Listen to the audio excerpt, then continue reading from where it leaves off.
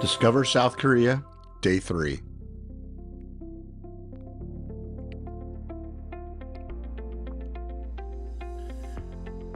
If you're planning on participating or running an EF tour trip to South Korea, or you just want to go there on your own, this video series is for you.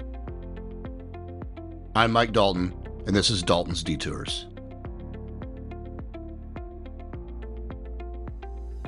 On day 3, we will spend the morning and early afternoon in Busan, and then we're going to head to Gyeongju. We're going to be there for 2 nights. After getting our luggage on the bus and having our breakfast, we head to Busan Tower. Our hotel was perfectly adequate. The breakfast was okay. The hotel was fine. The lobby was spectacular. But we were there just 1 night, and so it was really hard to get a sense of it.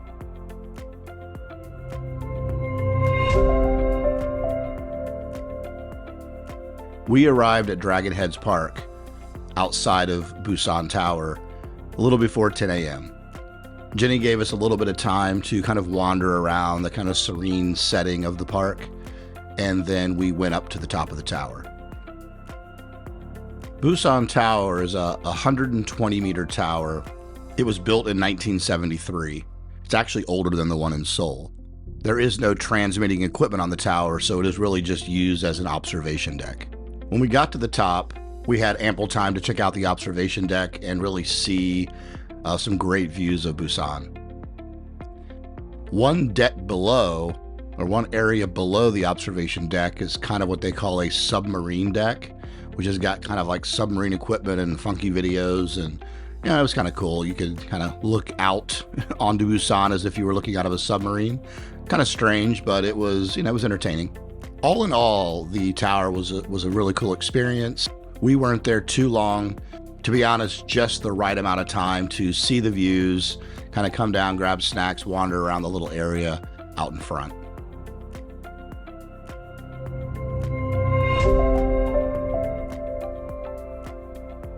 Our last stop in Busan is going to be BIFF Square and lunch. Busan's modern movie district was originally little more than a pair of cinemas that were built following Korea's liberation from Japan. However, major renovations took place ahead of the first Busan International Film Festival, BIFF, and the newly transformed district was named BIFF Square on August 14, 1996. Personally, I really liked this area. I thought it was a great area to give us free time to have lunch.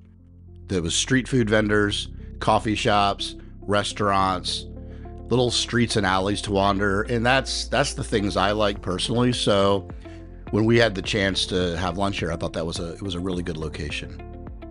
Also, for the chaperones, it was the best meal we had on the entire trip. We found a Korean barbecue place. There was nobody in there at the time that when we got there. And just for us, and we kind of ranked I'll talk about this later, but we kind of ranked all of our lunches and dinners. And food-wise, maybe even atmosphere-wise, but food-wise, this was definitely our number one. It was just high quality, great service, a lot of fun.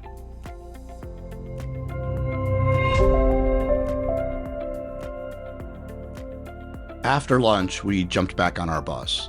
Our bus driver was phenomenal, by the way, and both of the buses that we had were kind of funky. They had like these lights at the top of the bus. I can't even really describe it. I've never seen a bus like this or a coach like this on a European trip. Anyway, we headed to Gyeongju. This is the ancient capital of the kingdom. Before heading to the hotel, we stopped at Gyeongju National Museum.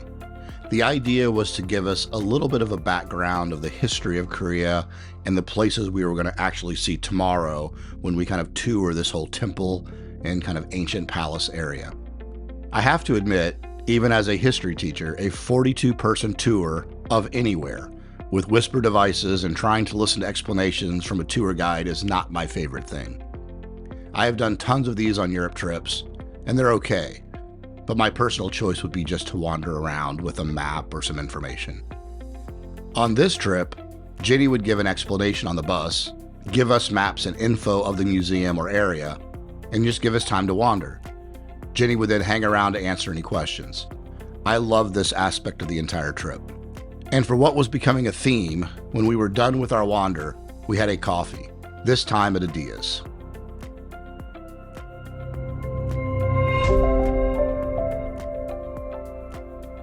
Our dinner tonight was a traditional Korean meal.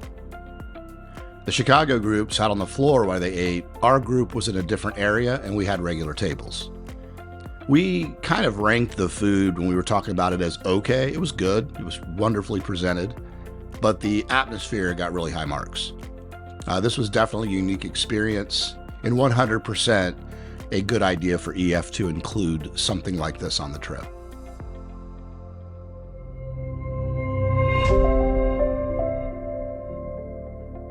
After dinner, we headed to the hotel. We had to get our luggage off the bus, check in, and, we were kind of there a little bit early, so I was somewhat concerned that we wouldn't have anything to do, and how wrong was I at this hotel? The Commodore Hotel Gyeongju was by far the best hotel we stayed at on this trip for amenities. A giant lobby, a lounge with singers, karaoke for the kids, even a convenience store in the basement. And to be honest, the best breakfast I have ever had on any EF tour trip that I have ever gone on. As a chaperone, as a helper, it's not even close. I'm really, really glad we stayed 2 nights here.